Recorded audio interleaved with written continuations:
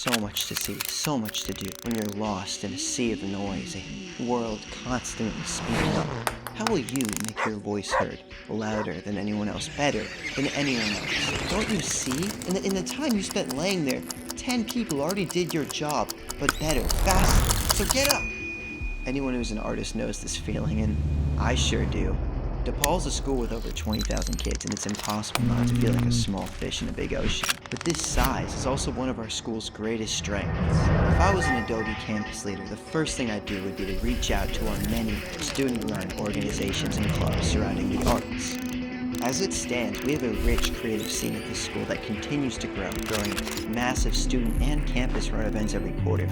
But the sheer size of our programs makes collaboration across fields incredibly difficult. We have dozens of distinct majors with specific spaces across campus inaccessible to any other major. And one of my goals as a student ambassador would be to bridge the connections between our art programs.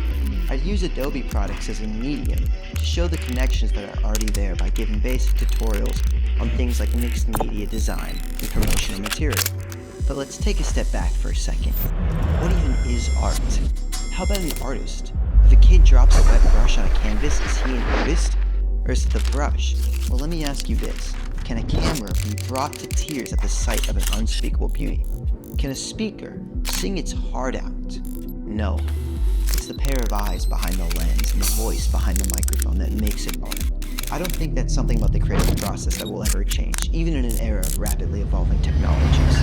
If I'm being honest, I had and still have a lot of fears about AI saving the authenticity of art from a viewer's perspective. But I feel like, with every other past emerging medium, it's about the chef, not the ingredients, and if a camera was only ever used to take portraits, it too would be seen as a lazy shortcut.